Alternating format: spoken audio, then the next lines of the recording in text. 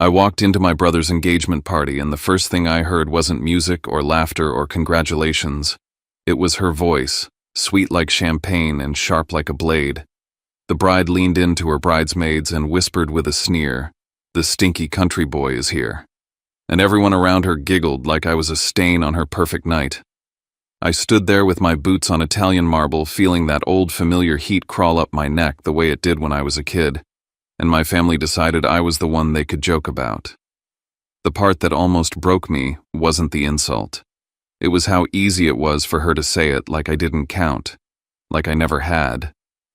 What she didn't know was that I owned the hotel she was standing in.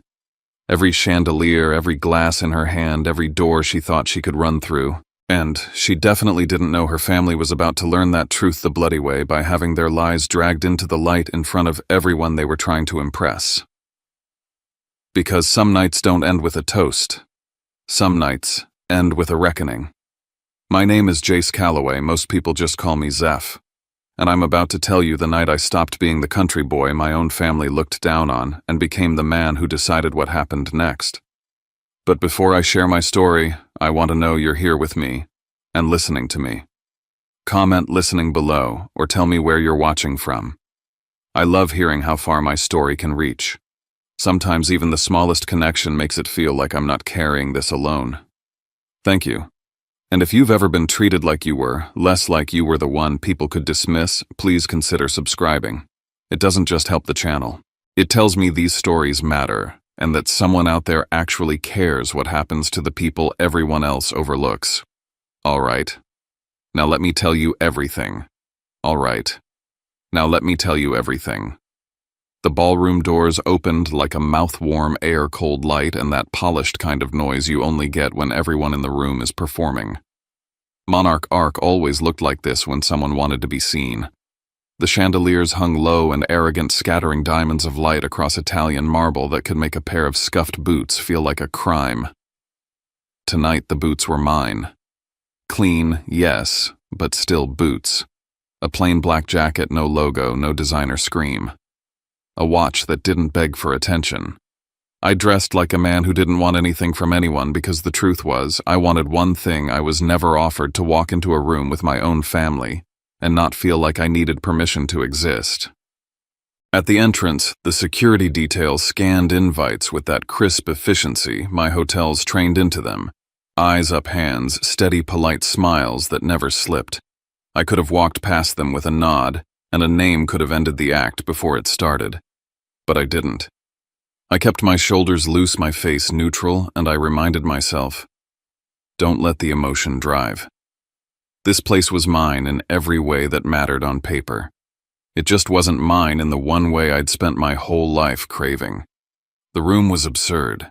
Ice sculptures shaped like swans, actual swans glittering under spotlights like they were alive. A champagne tower higher than the DJ booth bubbling and spilling into crystal flutes that servers replaced before anyone noticed an empty hand. Flowers everywhere, the kind of arrangements that looked less like romance and more like conquest. And behind the small stage, a wide screen already rolling through engagement photos, soft focus smiles, and curated sunlight. My brother and his bride in beach light and restaurant light, in the kind of love you believe in when you've never been taught to doubt. I took one step in and heard her before I even saw her. The stinky country boy is here. It didn't come from the stage. It came from somewhere slightly to the right, close enough to carry, quiet enough to pretend it was private. The bride's voice sweet like she'd been sipping champagne all night, sharp like she'd been saving it. I turned my head and found her Blair Ashford standing in a pocket of bridesmaids in dresses that looked like they cost more than my first car. She didn't look at me when she said it.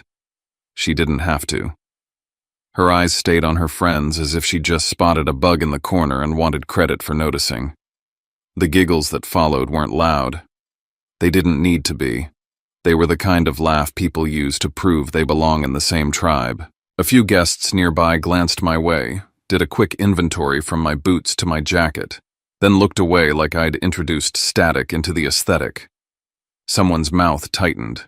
Someone else's eyebrow lifted, and for a second, the room tilted, like I was 17 again, standing at my mother's kitchen counter while she explained with a calm that cut deeper than yelling why Evan mattered, and I didn't. I didn't react. Not outwardly. Inside, the sting landed exactly where she meant it to. But I'd learned something from being underestimated. My entire life, emotion is loud, and loud makes you visible. Visibility is what people like Blair feed on. So I swallowed it. I let it burn. And I did what I always did when I needed control. I assessed the room like it was a system. Stage location, screen behind it, DJ booth to the left, soundboard and lighting controls tucked near the back. 2 main exits, one by the entrance where I stood, another near the bar. Side doors that led to the corridor, and service routes, one behind a heavy curtain near the kitchen, one closer to the restrooms. I clocked the angles, the sight lines, the security positions, the places a person would run if they panicked. I noted where the family table sat near the front, close enough to the stage that the important people could be seen. Close enough that any drama would splash onto them first. That's when I felt it, someone watching me with recognition, not judgment.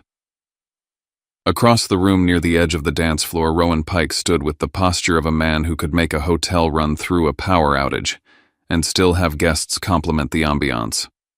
The general manager. My guy. He caught my eye for half a second and I saw the question there. Do you want me to step in? Do you want me to end this? I gave him nothing but a minimal nod, the kind you'd miss if you weren't looking for it. His expression didn't change, but he understood. Tonight I was nobody. Tonight I wanted them comfortable. Underestimating me was part of the plan, even if they didn't know they'd stepped into it. I moved toward the bar, not too fast, not too slow. I didn't weave around people like an apology. I walked like I belonged because I did, even if no one here would admit it. A server passed with a tray of flutes. I ignored it and ordered like a regular guest. Bourbon. Neat. No special request. No name drop. The bartender, young, focused, set the glass down like he'd done it 100 times tonight. His eyes flicked up for a fraction of a second, maybe recognizing me, maybe not. If he did, he didn't show it.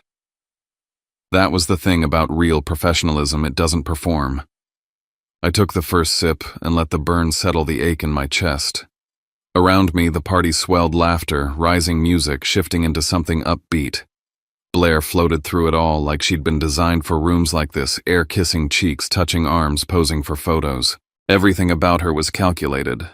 The tilt of her chin, the way she laughed half a beat late, the way her smile didn't reach her eyes unless someone with money was watching. And her family, her father Graham Ashford, stood nearby like a man trying very hard to look like a man who had nothing to fear. Big shoulders, polished suit, confident nods. Her mother Celeste glittered beside him in jewelry so bright it looked like it had its own lighting crew. They were exactly what my mother wanted to be seen with. Exactly what Evan believed he'd won. But there was something about them. Something too tight. Too glossy. Wealth can be loud, sure, but the loudest kind is usually the kind that's compensating. And they were compensating for something. I could feel it. Like actors who've memorized their lines but keep checking the wings to make sure the stage manager is still there. I let my eyes drift toward the family table. Evan stood with Blair, his hand resting at the small of her back like he was anchoring himself to her. He looked happy, not the kind of happiness you post online. The kind you carry in your shoulders without realizing it. That should have softened me. It almost did. But then he laughed at something Blair's friend said, and I saw how blind he was, how eager he was to believe the story he'd been sold. For a second, a thought hit me so hard I nearly set my glass down. I should leave. I didn't owe them this. I didn't owe them another night of swallowing humiliation for the privilege of being tolerated. Then the screen behind the stage flashed to another photo of Evan and Blair, her head on his shoulder, his smile wide and trusting, and I made a different decision. I wasn't staying because I wanted their approval.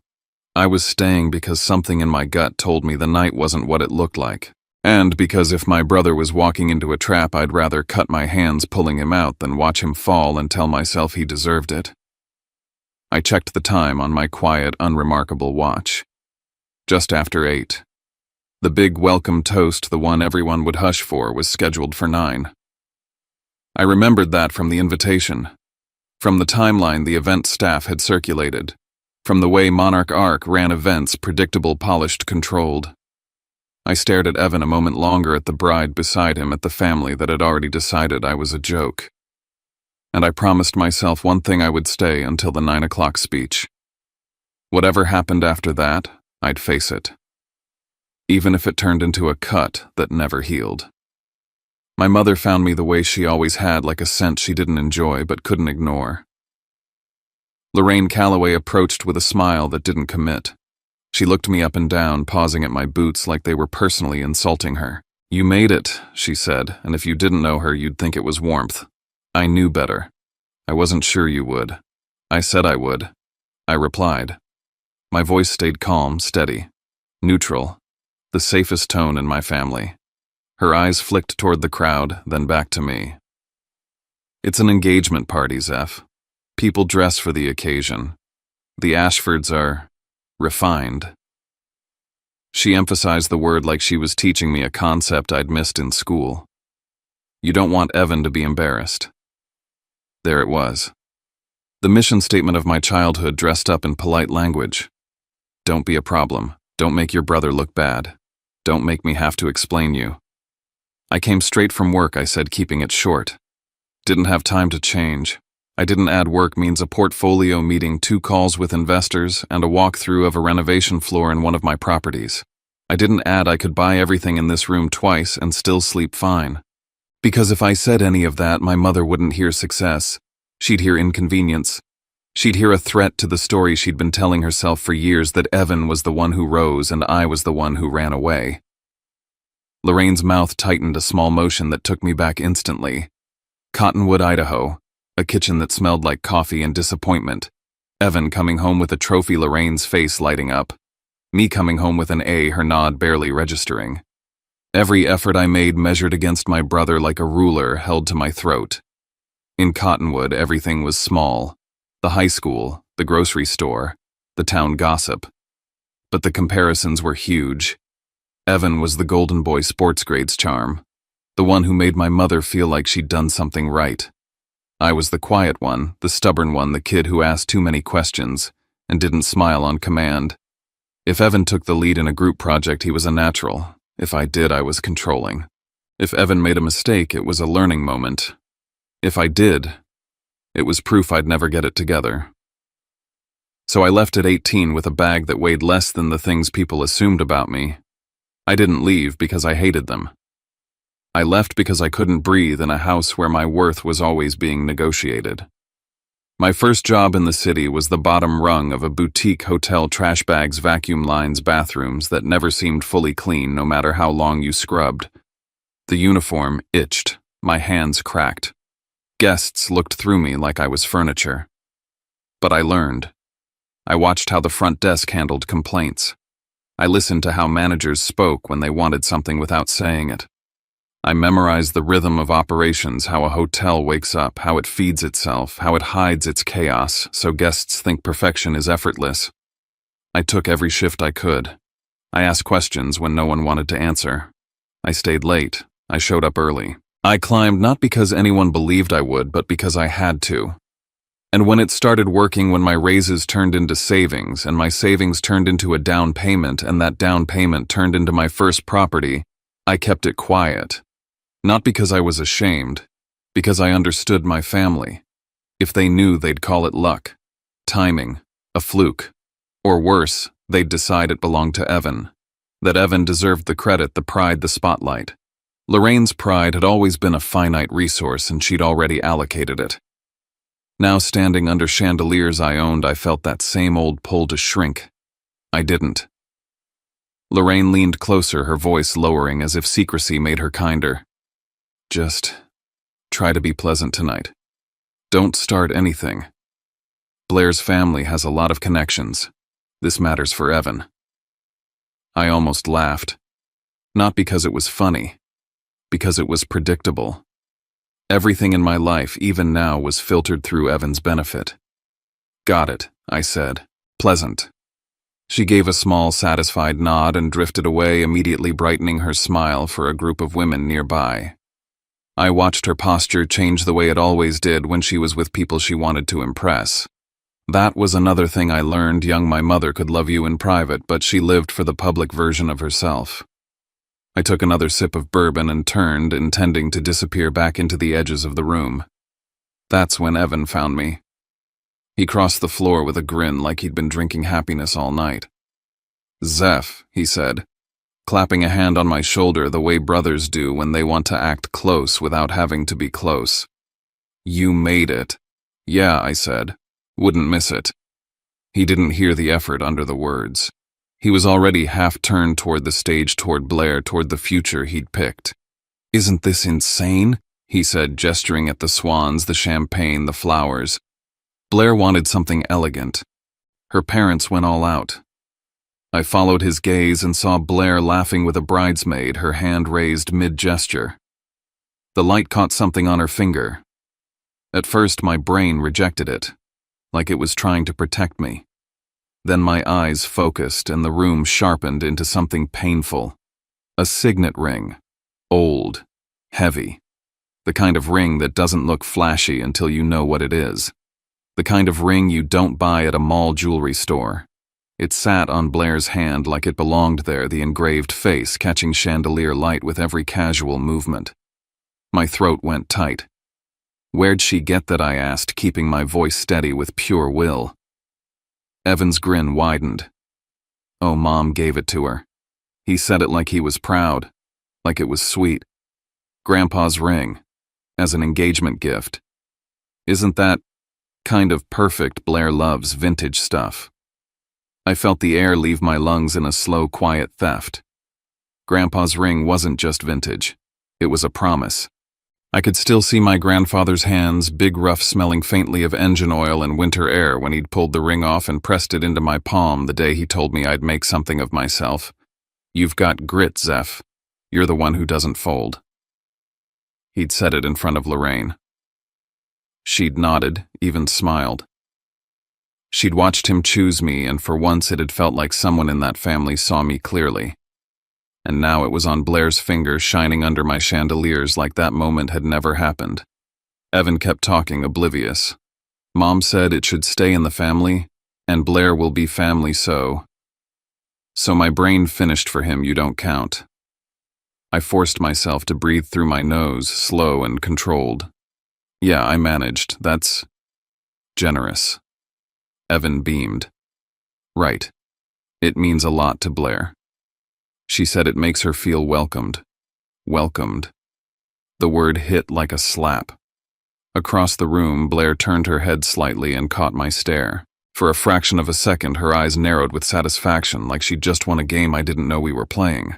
Then she smiled, small, perfect, and lifted her hand as she spoke to someone else, deliberately placing the ring in the light. A tiny motion. A quiet flex. The kind of cruelty that hides in manners. I swallowed hard, the bourbon burning down into the part of me that wanted to explode. And that's when I understood this wasn't an accident. Lorraine hadn't forgotten. She'd been there when Grandpa promised it to me. She'd heard it. She'd seen it. She'd simply decided that Blair and Evan's story mattered more than mine. That my pain was an acceptable cost for their picture-perfect moment. I looked at Evan, at his open face, his trust, his ignorance. Part of me wanted to rip the ring off Blair's finger in front of everyone and demand my life back. Another part of me, older, colder, knew that would only turn me into exactly what they already believed I was the problem. So I smiled because I'd learned how to survive in rooms that wanted me small. "I'm gonna grab some air," I said. Evan barely noticed. "Yeah, sure. Hey, stick around. Dad of the Year toast is at 9, you'll love it. Graham's got this whole speech planned." Graham. The father. The man who'd looked too polished, too controlled. As I moved away from the family table, I kept my face neutral, my steps unhurried. But my mind was racing, stacking details like bricks. The ring. The way Blair watched me. The way Lorraine had warned me not to embarrass Evan. The way the Ashfords performed wealth like it was a costume. While guests clinked glasses and posed for photos, I watched Graham Ashford again. He'd been smiling a lot, shaking hands, telling stories. But every few minutes, his gaze flicked down to his phone like it might bite him. He stepped away from a conversation twice in less than 10 minutes, slipping toward the side corridor and returning with his smile slightly reassembled like he'd taken it off to breathe. Celeste stood at his elbow glittering, but her hands weren't still. She kept touching her wrist, adjusting a bracelet that didn't need adjusting. She brushed her fingers against her necklace, then her earrings, then her rings. A nervous checklist. Like she was afraid something valuable might disappear if she stopped reminding herself it was there. Wealth doesn't do that. Fear does. The noise in the ballroom started to press in on me.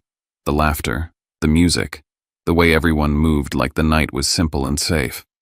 My chest felt tight not just from the ring but from the growing sense that something was wrong under all this sparkle. I didn't want to blow up at my family table. Not here. Not yet. If I was going to feel anything, I needed space to feel it without making it entertainment for people who already thought I was beneath them. So I did the only thing that made sense. I slipped toward the back, away from the stage, away from the camera phones and the curated smiles, and I headed for the corridor behind the ballroom, the one that led toward the service areas and the quieter veins of the hotel. I told myself I just needed a minute to breathe, a minute to calm down, a minute to decide what kind of man I was going to be tonight. I had no idea that one hallway, one turn, and one overheard sentence was about to flip the entire night on its head. The corridor behind the ballroom felt like stepping out of a movie set and into the machinery that made it believable. The music dulled into a muffled heartbeat. The air changed cooler, cleaner, faintly metallic with the honest smells of sanitizer and linen carts, and hot food rolling out of the kitchen doors. The carpet gave way to service tile. The light overhead wasn't flattering. It didn't have to be. This hallway wasn't built to impress anyone. It was built to move bodies and trays and secrets. I walked slower than I needed to letting my breathing catch up to my pulse. The ring on Blair's finger kept flashing in my mind like a strobe. My grandfather's hands, his voice, my mother watching. Then Blair smiling like she'd been handed a trophy with my name scratched off. Ahead, the service corridor bent left toward the AV room and the stairwell down to the garage. A set of double doors stood half open and I almost turned the corner without thinking, until I heard a voice I recognized, tight and low, a man trying to keep control of his tone while losing control of everything else. Graham Ashford. He was around the corner, out of sight, but close enough that I could hear the way his shoes shifted on the tile. Close enough that I could hear the soft scrape of his watch against his sleeve as he brought his phone back to his ear. "Listen to me," he said. "This has to happen. We just have to get through tonight. The Callaways have money. Once the ceremony is locked in, we're fine. Just get us to that point." I stopped so hard my heels squeaked. The Callaways have money. My first reaction was a bitter laugh that never made it out. What money? Evan had a mid-level management job with a salary that covered a decent apartment and a decent car and not much else. My mother lived off the illusion of stability, not actual wealth. We weren't a family with a trust fund and a lake house. We were a family with a mortgage and pride and a whole lot of pretending. Graham's voice dropped even lower. "Don't call me with doubts right now. I'm telling you it's handled. We just have to get through the ceremony and then everything settles."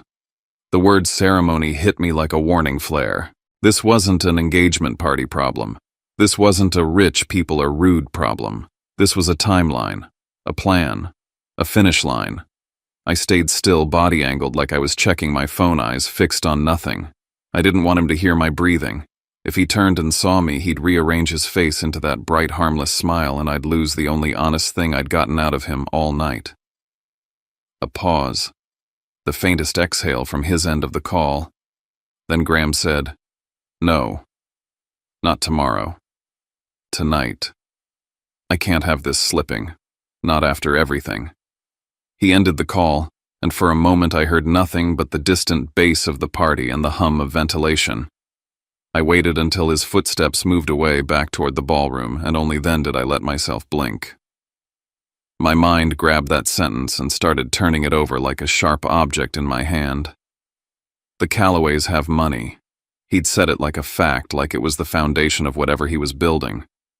But it didn't line up with reality, unless he was seeing something my family didn't understand. And then another reality surfaced, one I kept buried because even thinking about it made me feel stupidly loyal.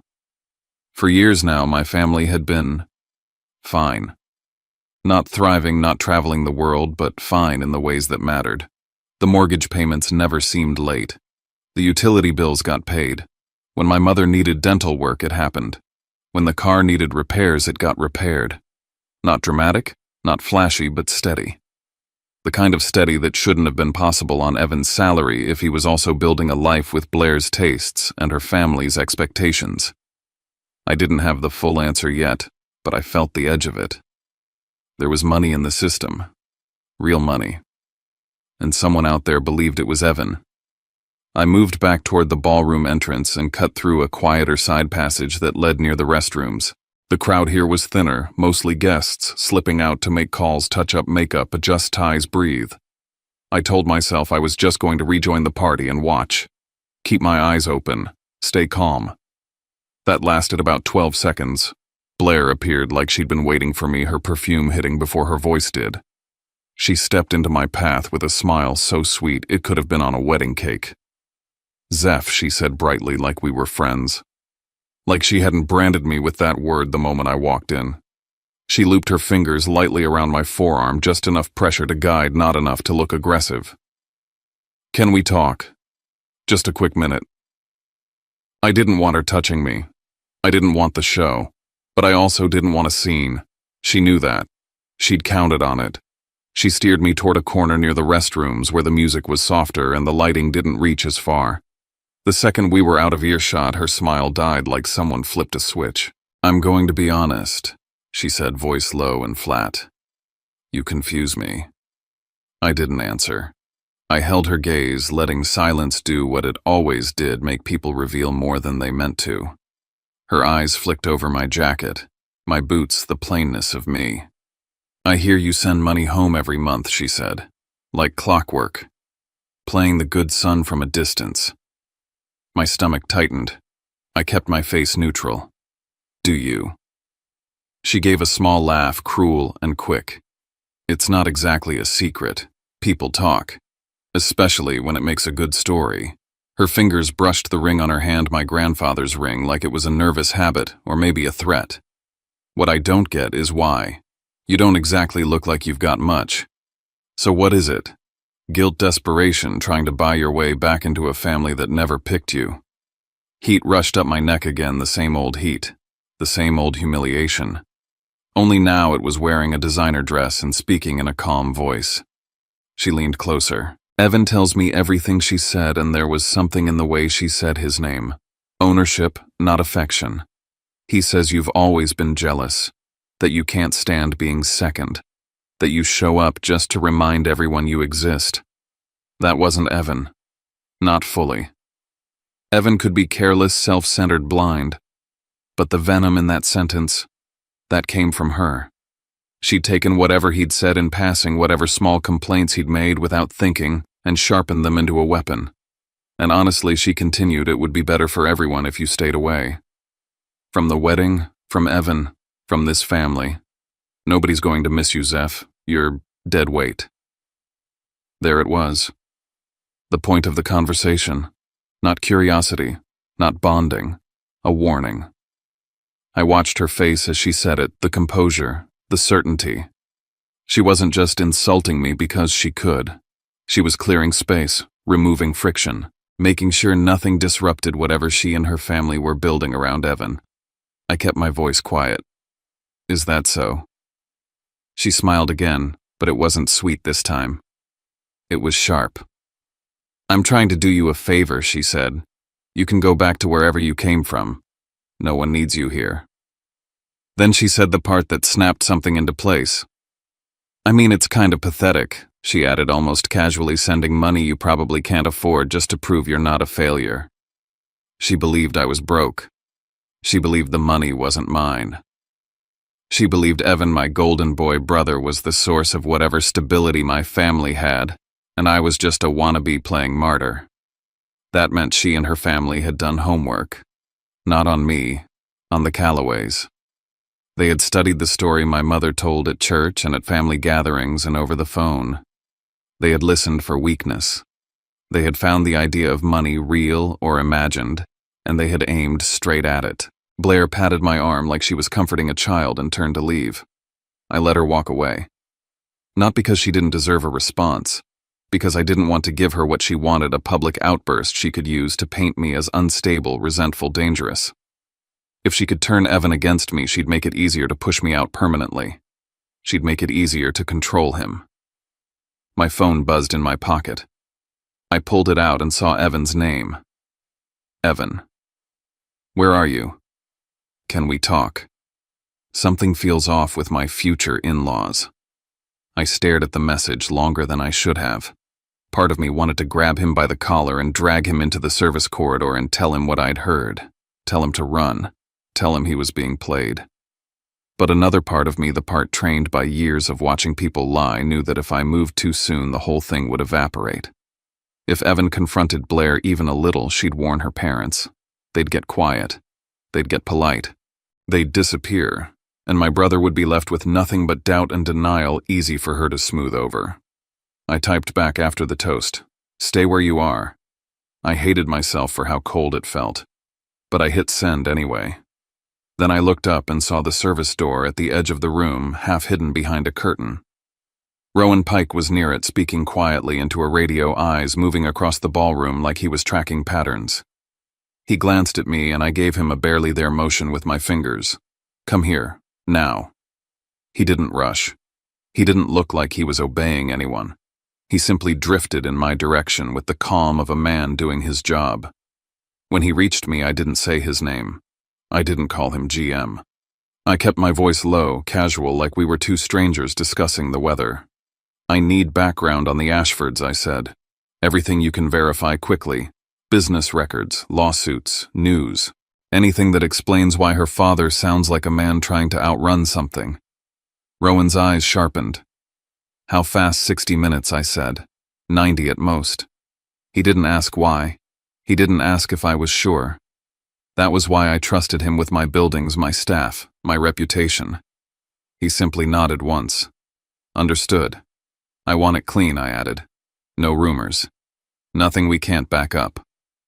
Rowan's mouth tightened into the smallest hint of a smile. "Clean. Verified. I'll get you what's real."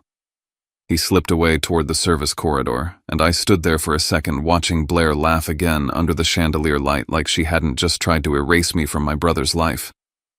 I took a slow breath, felt the bourbon in my bloodstream, felt the anger settle into something colder and more useful. I walked back into the ballroom as if nothing had happened, as if I was just the country boy in the wrong boots at the wrong party. I let the room keep underestimating me. I let Blair believe she'd won that private conversation, but inside a line had been drawn. If I didn't act, Evan would marry into whatever Graham was hiding. My family would become collateral, and Blair would wear my grandfather's ring like a trophy forever.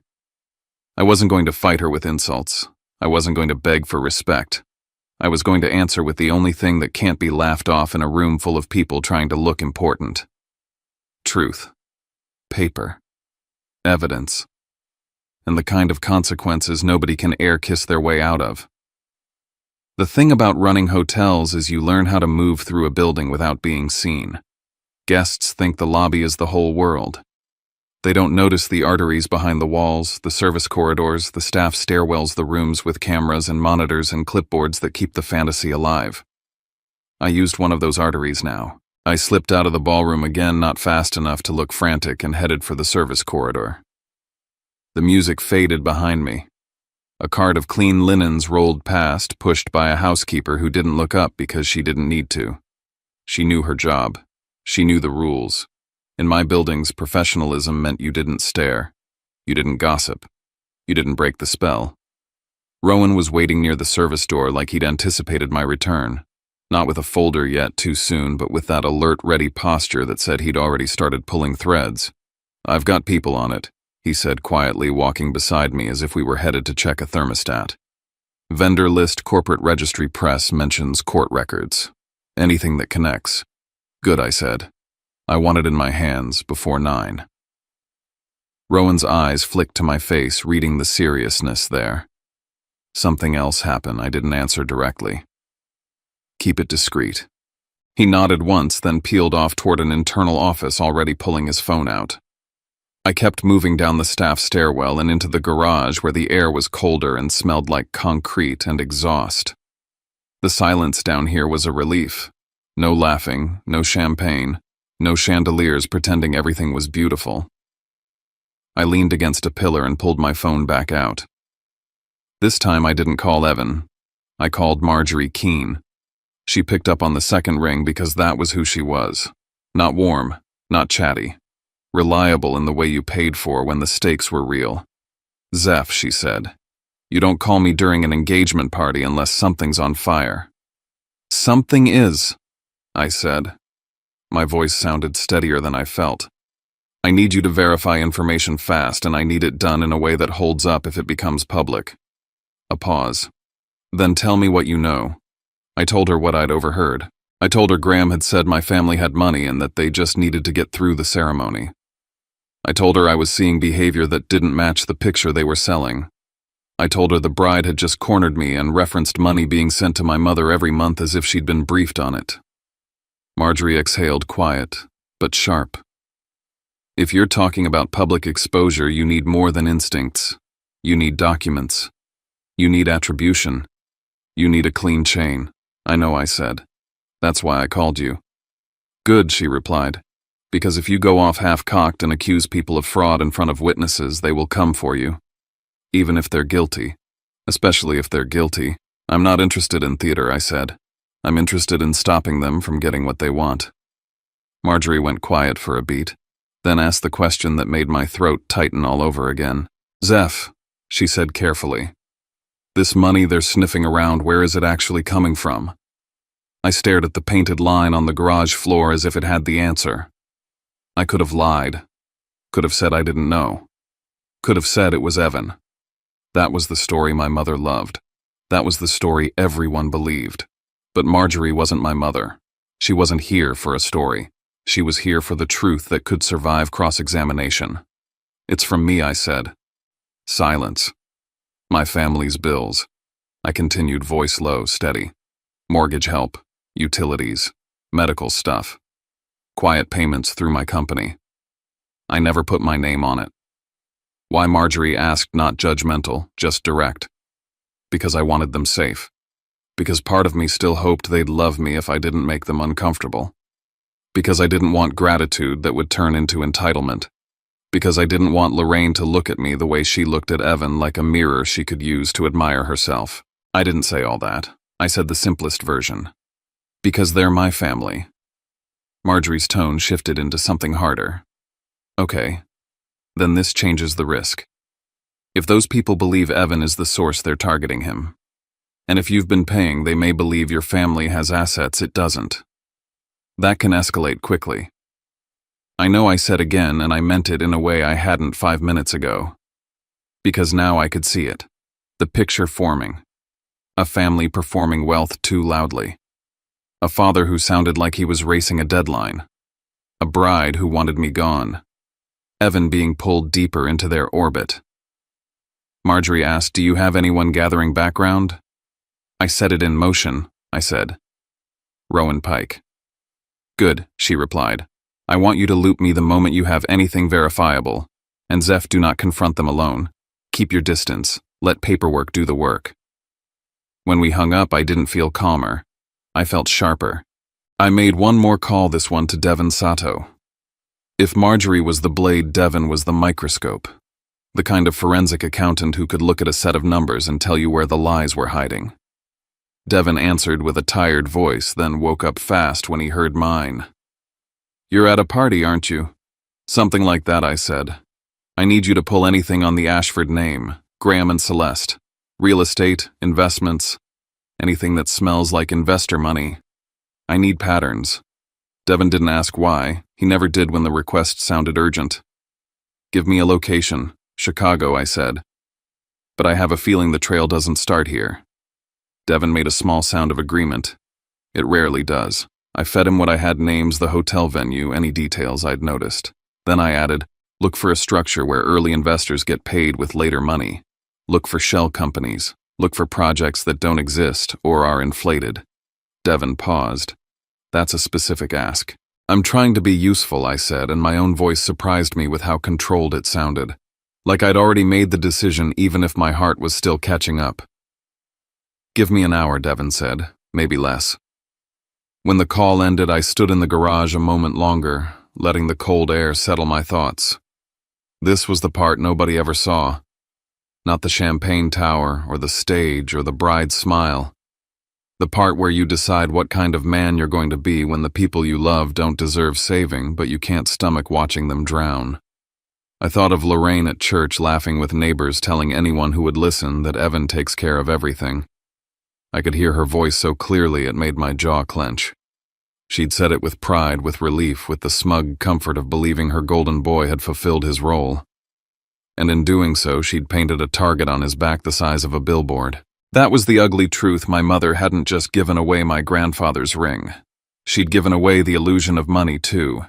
She'd fed it to the world without checking where it came from. And people like the Ashfords people who lived by taking knew exactly how to follow the scent. I went back upstairs through the staff stairwell and re-entered the ballroom like a ghost. Nothing about my face gave away the fact that the night had changed. I took my place near the edge again, bourbon in hand like a prop. Blair was laughing with her friends, radiant, easy, triumphant. But now I saw the calculation beneath the radiance. The way she scanned the room after every interaction. The way she kept checking where her father was. The way her smile tightened whenever Evan drifted towards someone who wasn't her. And Evan was being handled. Graham had him near the bar now, one hand on Evan's shoulder, guiding him from group to group like he was introducing a prize. "You have to meet this guy," Graham said, loud enough for me to catch. "Great connections, big opportunities."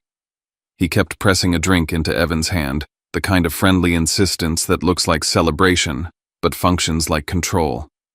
Evan's laugh was a little too loud, his cheeks a little too flushed.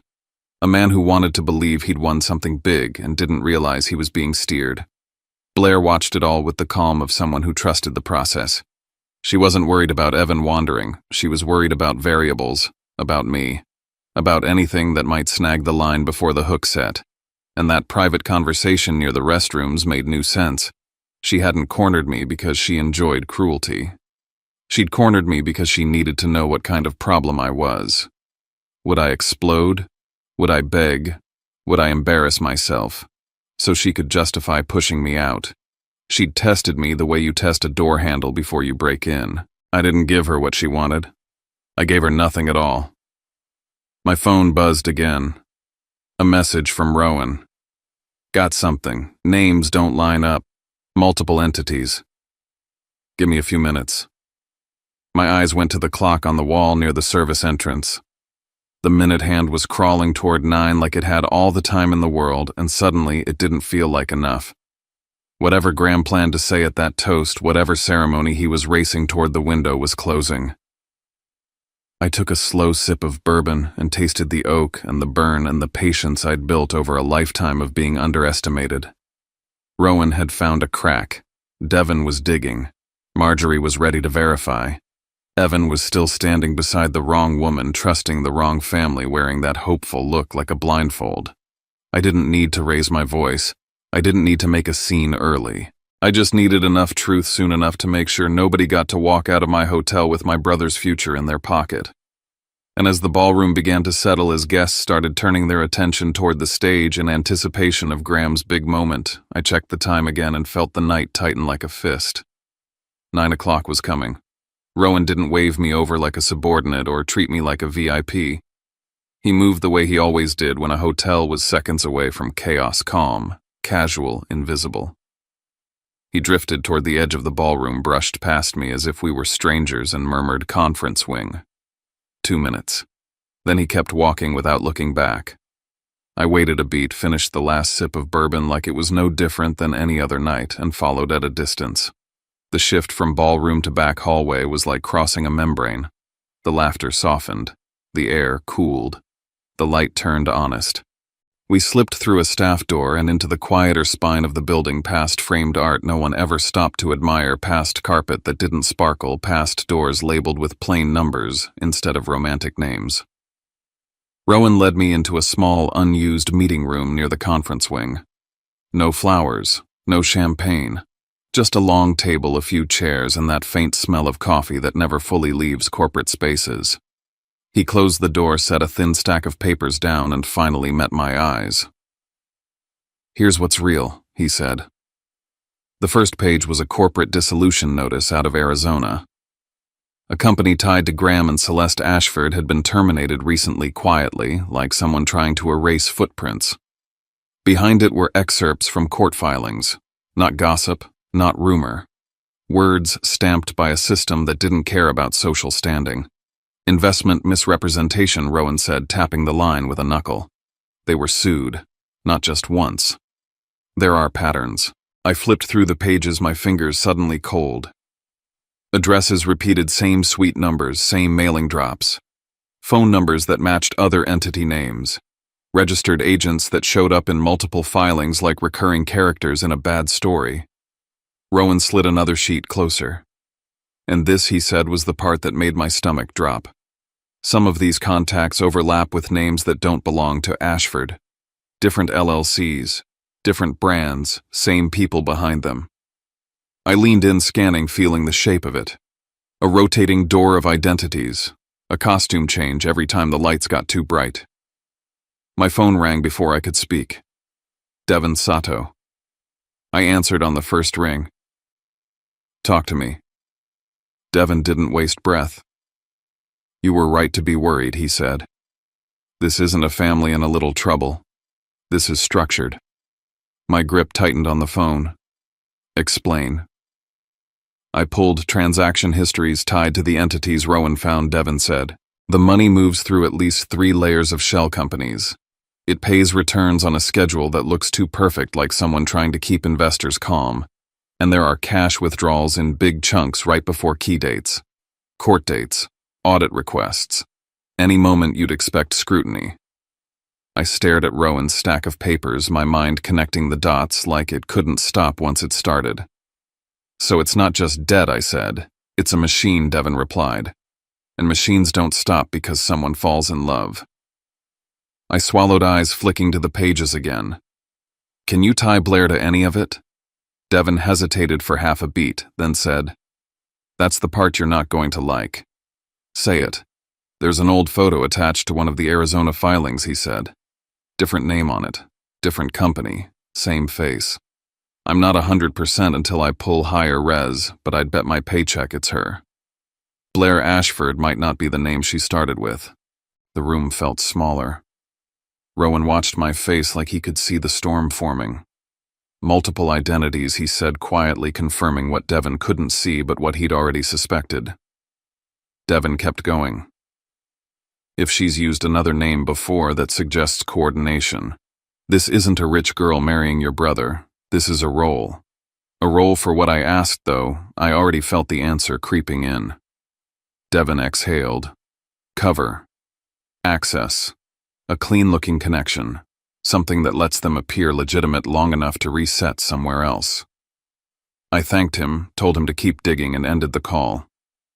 My pulse hammered once, twice, then steadied, settling into something colder. Not panic. Focus. Rowan leaned back slightly. "I also checked social chatter," he said. "Not gossip sites, public records of events, charity boards, guest lists. They've been circling high-visibility rooms for years. They need the optics. They need the photo of respectable family joins, respectable family. A marriage as a stamp of credibility. A family name as a shield. Evan as a door they could walk through." My phone buzzed again. This time it was Marjorie Keene. I stepped away from the table, keeping my voice low. "Tell me you didn't do anything public," she said the second I picked up. "Not yet," I replied. "I have documents. Dissolution. Misrepresentation claims. Patterns. Devin says there's a structure that looks like investor fraud." Marjorie's voice sharpened. "There may be an active federal investigation.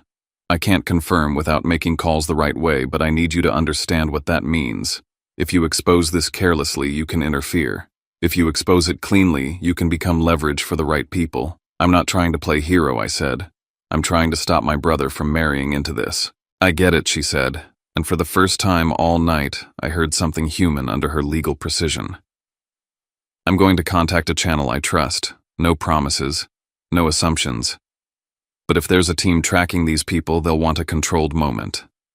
A controlled moment, I repeated, eyes drifting toward the door as if I could see the ballroom through walls. Yes, she said. Something with witnesses. Something with documentation. Something that forces them to stay put. I looked at Rowan. Looked at the stack of papers. Thought about the stage. The screen. The planned toast at 9. Okay, I said. Do it. And text me only what you can confirm. When I hung up, Rowan spoke like he'd been waiting. You want the AV ready? It wasn't a question. I nodded once. I want options, I said. I want the ability to put truth in front of a room before anyone can sanitize it. Rowan's jaw tightened. I'll prep the booth. Quietly. Cleanly, I reminded him. Always, he said, and slipped out. I stayed in the meeting room another few seconds, letting my thoughts settle into a plan instead of a spiral. Then I returned to the ballroom the way I'd returned every time, calm face, quiet steps, country boy disguise intact. The party looked the same, bright, expensive, self-satisfied. But now I saw it like a chessboard. Every laugh was a move. Every glass refilled was a distraction. Every photo taken was proof of an illusion someone needed. Blair spotted me within minutes. She didn't come alone this time.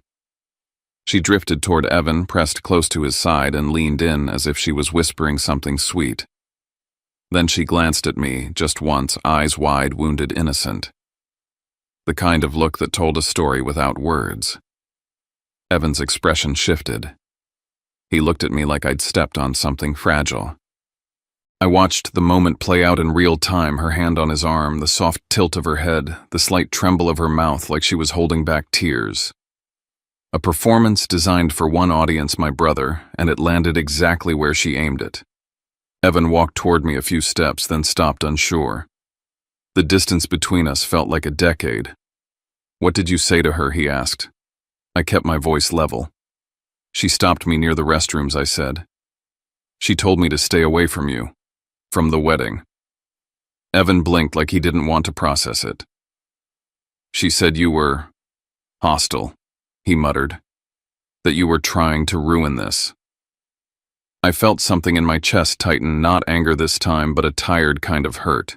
Even now, even with his own gut telling him something was off, he was halfway ready to believe the worst of me because it fit the old family script. I haven't done anything, I said. I'm watching. Why, he demanded, and for a split second, his voice carried that defensive edge I'd heard in him since childhood whenever he felt his spotlight threatened. Why can't you just be happy for me? I almost laughed again, but it wasn't funny. I want you happy, I said. That's the problem. He stared at me like he didn't understand what that meant. Before I could say more, Lorraine appeared as if summoned by tension. She took my elbow, not gently, and pulled me a few steps away, smiling for anyone who might be watching while her fingers pressed hard enough to bruise. What are you doing? She hissed, her lips barely moving. Nothing, I said. Then why does Blair look upset? She snapped. Do you know how this looks? Her family is important. Evan is finally getting his life where it should be, and you come in here with those boots and that attitude. I didn't upset her, I said, keeping my tone low. She came at me. Lorraine's eyes flashed. Then apologize, she said. Just say something polite. Smooth it over. We are not making a scene tonight. There it was again. The reflex. Protect the image. Sacrifice the inconvenient child. My voice went colder. No. Lorraine's face tightened like I'd slapped her. Excuse me, I'm not apologizing for existing, I said. And I'm not apologizing to someone who thinks she can threaten me in a hallway. Lorraine leaned closer, furious, but careful. You're going to ruin this for your brother, she whispered. And if you do, I swear. She didn't finish the sentence, but she didn't need to. Her eyes said it. I will choose him. I will always choose him. I stepped back, gently removing her hand from my arm without a scene. I'm not the one ruining anything, I said. But you might want to ask yourself why you're so sure I am. Lorraine opened her mouth to respond, then stopped because someone walked past and she needed her smile again.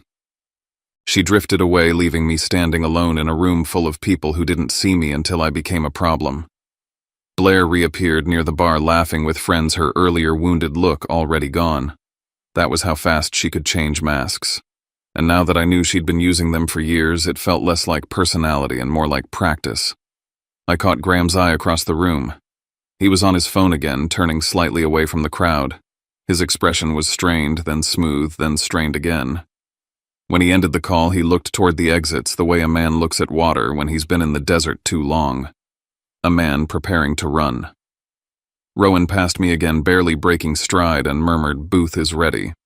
Control is ours if we need it." I gave him a small nod. Then I found Hank Delacroix near the edge of the ballroom, head of security, earpiece in posture steady. I didn't introduce myself. I didn't have to. Hank knew who signed his paychecks. He also knew the value of discretion. "Keep eyes on the side doors," I said softly. No drama, just awareness. Hank's gaze didn't shift, but he acknowledged me with the smallest tilt of his head. Understood. My phone buzzed with a message from Marjorie. "Working the channel. Likely active case. Stand by. If confirmed, they'll want a public anchor. Public anchor. Controlled moment. Witnesses."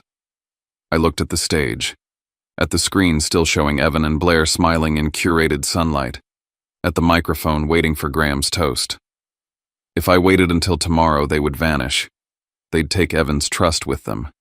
They'd take the ring. They'd take whatever signatures and promises they could extract from him tonight. And my family would wake up to a nightmare they couldn't explain. I stayed where I was, watching Graham and Blair and Celeste like a man watching storm clouds move in. The ballroom lights kept glittering. The champagne kept flowing. The DJ kept the mood bright. But beneath it, something had started to crack. By the time the clock edged past 8:40, the energy in the ballroom had shifted from mingling to anticipation. People kept glancing toward the stage. The DJ lowered the volume between songs, testing the room like he knew a speech was coming. Servers began clearing plates more aggressively, creating open space as if preparing for the night's official moment. Rowan met me near the service door and guided me through it with the same casual invisibility as before. We moved quickly now, not panicked but purposeful, the way you move when you know the fire alarm is about to ring and you want everyone out before smoke shows. The AV room was small and controlled a box of screens and switches and cables that held power over the ballroom's mood. 2 technicians sat at the console. They glanced up, saw Rowan, and immediately made space without asking questions. Professional, disciplined, loyal to the operation, not the gossip. Rowan leaned in close. "We can take the stage screen anytime," he said. "It's routed through here. One command switches the feed." I looked at the monitor showing the ballroom. Evan and Blair on screen smiling. Guests drifting toward their seats. Graham adjusting his tie, checking his phone again. Celeste hovering like a glittering shadow. Rowan continued. "If you want it arranged, I can load a sequence. Start with the court document. Then the flowcharts Devon referenced. Then the photos and identity links." "Do it," I said. Rowan's eyebrows lifted slightly. "In what order?" "Begin with something nobody can argue is fake," I said. "Stamped, dated. Then build the story with numbers. Then finish with faces. People can deny numbers. They can't deny their own face." Rowan nodded once and started working the console, pulling files from a secure drive he'd already prepared. I watched his hands move with practiced precision. This wasn't drama for him. It was procedure. A system doing what it was built to do. From there, we went to the security office. It smelled like coffee and electronics in the faint ozone of too many monitors running at once. Camera feeds lined the wall, every hallway, every exit, every stairwell. Hank Delacroix stood in front of the screen's earpiece and jaw set. Rowan spoke first. "We have reason to believe the Ashfords may attempt to leave quickly. Quiet coverage." Hank looked at me, and I could see he already knew. "Side doors are staffed," he said. "Service elevators, too. No one gets blocked unless you say so. But we can slow movement without making it obvious." "Good," I said. "No spectacle. Just Keep them from slipping out before we can finish what needs finishing. Hank's eyes narrowed at the monitor. That man's already staging, he murmured. I followed his gaze to a feed near the loading area. A young man in a suit and assistant maybe pushed a small, expensive-looking carry-on toward a waiting car. He spoke to a valet, then pointed toward the service entrance as if requesting a private route. Whose bag? I asked. Hank tapped his radio, once listened, then answered. Ashford's. Not Evan. Not your family. So they were packing. During the engagement party, while everyone else was drinking toasts and taking photos. They weren't celebrating. They were managing an operation. My phone buzzed again. Evan. Don't do anything tonight. Blair says you're trying to sabotage us. Please, just let us have this. My fingers tightened around the phone until my knuckles ached. That message wasn't just Evan's voice. It was Blair's hand on his shoulder, her soft crying voice in his ear, her story threading itself into his doubts until he couldn't tell which feelings were his. They were isolating him, making sure his only source of truth was them. I didn't reply. If I wrote back with warnings, he'd show her. If he showed her, she'd warn Graham. If Graham was already staging bags, they'd accelerate. They'd disappear and leave my brother holding nothing but a ring-shaped bruise. Hank's radio crackled softly. He listened, then spoke in a low tone. Copy. Keep it smooth. He turned to me. Graham's been back near the stage twice in 10 minutes, he said. He's talking to people like he's closing a deal. I felt my stomach sink, not from fear but from anger that had nowhere to go except forward. We moved back into the service corridor and approached the backstage area near the ballroom. I didn't step into the room yet. I stayed in the quiet seam between the public and the private, listening to the muffled swell of voices through the wall. And then I heard Graham again. He was near the curtain, close enough that his voice slipped through the gap between fabric and frame. He was speaking to someone, Celeste maybe, or the assistant. All we have to do is get through the speech, he said, tight and urgent. Once that's done, we're set. Set for what? Set to leave. Set to lock Evan in. Set to look legitimate long enough to outrun whatever was chasing them. The statement landed like confirmation of everything I'd been building in my mind all night. Not paranoia. Not family drama. A timeline. A target. A closing window. I stepped back, heart steady now in that unsettling way it gets when a decision becomes permanent. Lorraine appeared at the end of the corridor like she'd been searching for me. Her heels clicked on the tile too loud for a space meant for quiet. Her face was flushed not with joy, with rage restrained by manners. What are you doing back here? She demanded the second she reached me. Breathing, I said. Lorraine's eyes cut. Don't play games with me. Evan is upset. Blair is upset. And everyone can tell something is off. She lowered her voice, leaning in the way she used to when she wanted to control me without being seen controlling me. You need to stop whatever you're planning. I held her gaze. You think I'm planning something. I know you, she snapped. You always do this. You can't just be happy for him. You always have to make it about you. My jaw clenched hard enough to hurt. You've made my entire life about him, I said quietly. Lorraine flinched like she'd heard something she didn't want to acknowledge. Then her eyes hardened again. This is not the time for your feelings. It's never the time, I said. Her voice turned icy. If you cause a scene tonight, she whispered, I will cut you off in front of everyone. Do you hear me? I will tell them you're not part of this family. I will make sure you don't come near Evan again. For a moment, something old and raw moved through me, the little boy who wanted his mother's approval like oxygen. The teenager who left because he couldn't survive the constant comparison. The adult who still paid her bills quietly because some part of him couldn't stop trying.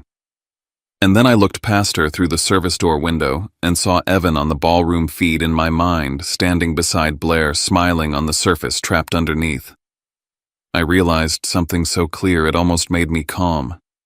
Lorraine could cut me off socially. She could embarrass me. She could say words that hurt. But she couldn't undo what was coming if I stayed silent. If I stayed silent, Evan would be bound to these people, and the consequences wouldn't be an argument at a party. They'd be legal, financial, Public. Permanent. I lowered my voice to match hers. If you want to disown me for telling the truth, I said, then you were never my mother in the ways that mattered. Lorraine's breath caught, and for a second I saw fear in her face, not fear of me. Fear of the mirror I'd just held up. Then she straightened her posture and turned her anger back into a mask. Fine, she said. Do whatever you want. Just don't you dare blame me for what happens. She walked away, heels clicking like a countdown. I stood there alone in the corridor, feeling the last thread of restraint inside me snap into something clean and sharp. I texted Rowan, sequence ready.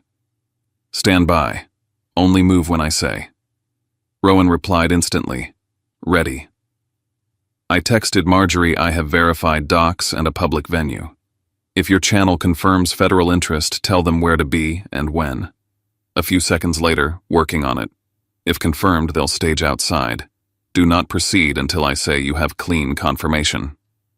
I slipped back into the ballroom, taking my place near the edge with the same unremarkable posture as always. The room was settling now. Guests were facing the stage, glasses in hand. The DJ lowered the music to a gentle hush. The screen behind the stage glowed with another soft focus photo of Evan and Blair smiling like nothing in the world could touch them. Graham stepped toward the microphone, straightening his tie with the confidence of a man who believed he was about to win. Blair stood at Evan's side, her smile flawless, the signet ring catching chandelier light with every slight movement of her hand. Evan looked toward the crowd, then toward Blair, then briefly. Briefly his eyes found mine. There was a flicker there. Doubt. A plea. Confusion. I didn't give him a speech. I didn't give him a warning he wouldn't believe. I gave him my presence. Steady. Unmoved. Like a lighthouse he didn't understand yet. My phone was in my pocket, my hand wrapped around it, thumb hovering where one word could shift an entire room. The clock on the wall slid toward 8:59. The ballroom went quiet in that ceremonial way, the way people hush because they're trained to respect a microphone. Graham cleared his throat and smiled, and I watched the big screen behind him still showing a happy lie, and I held my breath for the moment I was about to change what the entire room thought was true. At 8:59 p.m. the room leaned forward without realizing it. That subtle shift happened the way it always does before something irreversible, glasses lowered. Conversations, thinned bodies angled toward the stage.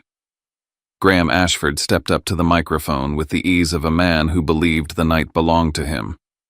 He smoothed his tie, smiled wide, and let his gaze sweep the ballroom like a host welcoming guests into a home he fully expected to keep. Behind him, the massive screen glowed with a carefully curated slideshow of Evan and Blair. Sunlit smiles, champagne flutes clinking. A love story edited to perfection. Blair stood just below the stage posture, immaculate, one hand resting lightly on Evan's arm. The antique signet ring gleamed on her finger, catching the chandelier light like it had every right to be there. Evan looked proud, happy, and if you knew him well enough, you could see the faint tension at the edges of his smile, like a man holding his breath underwater.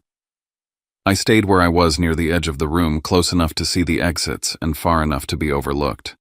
My phone rested in my jacket pocket, warm against my palm. I felt steady, not numb. Ready. Graham began to speak about family, about honor, about how proud he was to welcome Evan into theirs. The words were smooth, practiced, delivered with the cadence of someone who had said similar things in other rooms under other names. At exactly 9:00 p.m., I sent Rowan one word. Now. The screen behind Graham flickered once. The smiling photos vanished. In their place appeared a scanned court document, stark and official, stamped and dated, the kind of page that doesn't care who's rich or charming. A name sat at the center of it, bold and unmistakable. Tessa Wynn. The air in the ballroom changed instantly. A ripple ran through the crowd, confusion first, then recognition that this wasn't a glitch. This wasn't part of the program. Graham faltered mid-sentence. His smile froze, then cracked. Looks like we're having a little technical issue, he said into the microphone, laughing too loudly. He turned his head sharply toward the AV booth. Can we fix that? The screen changed again before anyone could answer him. This time, it was a diagram. Clean lines showing money flowing through layered companies, arrows looping in ways that made even the least financially literate guest uneasy. Numbers marched across the screen, amounts, invested amounts, withdrawn dates lining up with legal filings highlighted in red. Phones came up across the room like a wave. Whispers multiplied, collided, grew louder. The next slide replaced the diagram with a headline from an Arizona newspaper. The words investment fraud and misrepresentation were impossible to miss. Below them, a list of projects that never existed, families who never got their savings back. Then came the photos. A younger Blair hair, darker smile, the same standing beside Graham and Celeste at a charity event under different names. Another image followed. Another. Different cities. Different identities. Same faces. The sound in the room shifted from murmur to uproar. Celeste Ashford stood, rigid fingers clawing at her necklace as if it might anchor her. Blair's perfect posture collapsed into something sharp and feral. Her eyes darted toward the exits, then toward Evan, then toward the booth, searching for control that no longer existed. Graham tried to speak again, raising the microphone, but the room no longer belonged to him. That was when I stepped forward. I moved calmly, deliberately up the aisle, the way you walk when you know everyone is already watching, whether they meant to or not. I reached the stage as Graham turned startled, and before he could protest, I took the microphone from his hand. The silence that followed was heavier than any applause. "My name is Jace Calloway," I said, my voice steady, carrying without effort. "Most of you don't know me. That's been convenient tonight." A few heads turned. Lorraine's face drained of color. Evan stared at me like the floor had shifted beneath his feet. "I didn't plan to speak," I continued. "But when lies are told this loudly, truth has a way of demanding the microphone." I gestured slightly, and Rowan's voice came through the speakers, composed and professional. For clarity, he said, "Jace Calloway is the owner of Monarch Ark Hotel and CEO of Ironclad Hospitality Group." The reaction hit in layers, gasps, sharp inhales, a few stunned laughs that died immediately. Lorraine swayed, gripping the edge of a chair. Evan's mouth opened, then closed, his entire understanding of the night rearranging itself in real time. Blair spun toward me. "This is insane," she screamed, her voice slicing through the room. "He's lying. He's jealous. He's always been jealous. He's trying to destroy us because he can't stand seeing Evan happy." The words echoed desperate and raw, and that desperation betrayed her more than any document could have. She wasn't defending facts. She was attacking character. I didn't raise my voice. I didn't insult her back. "The names on that screen," I said, "are not opinions. They are records. The transactions are not rumors. They are traceable.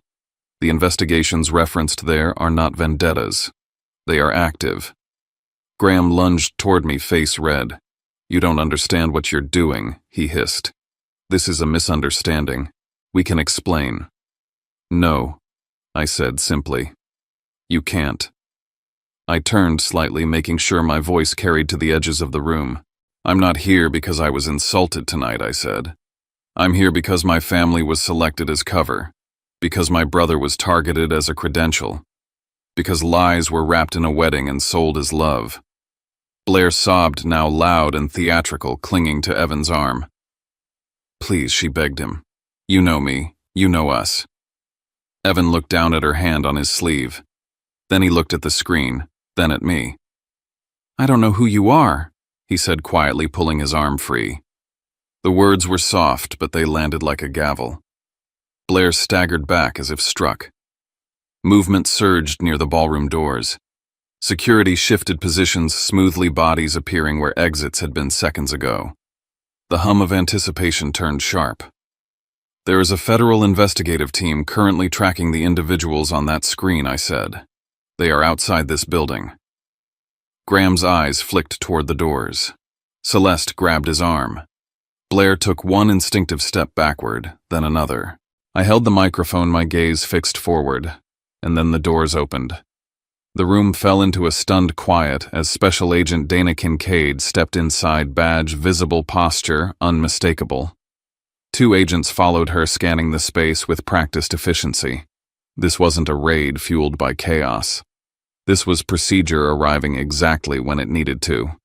Dana's voice cut clean through the air. Graham Ashford, she said, also known under multiple registered identities, you are being detained in connection with wire fraud, investment fraud, and conspiracy. Graham sputtered, stepping back. This is outrageous. You can't just, I want my lawyer. You'll have that opportunity, Dana replied evenly. Not here. Celeste broke down immediately, tears streaming, hands fluttering uselessly as if grief alone could erase years of deception. Blair Tessa lunged toward Evan again, her voice cracking. Tell them they're wrong. Tell them this is a mistake. Please. Evan didn't move. Security closed in as the agents took control. Graham tried once more to twist free, but the effort was half-hearted, already defeated. As Blair struggled, the antique signet ring slipped from her finger and hit the marble floor with a sharp final sound. The ring rolled to a stop near Evan's shoes. He stared at it for a long second, then bent down and picked it up. His hand trembled slightly as he turned it over, thumb brushing the worn engraving. He walked toward me and placed it in my palm. This was never hers, he said quietly. I'm sorry. The weight of it felt familiar. Right. Blair screamed my name as they pulled her away, the old insult spilling out of her mouth like a curse she couldn't let go of. You think you won, she shouted. You're nothing but. Hank stepped in firm and unyielding, stopping her before she could reach me. I leaned just close enough for her to hear.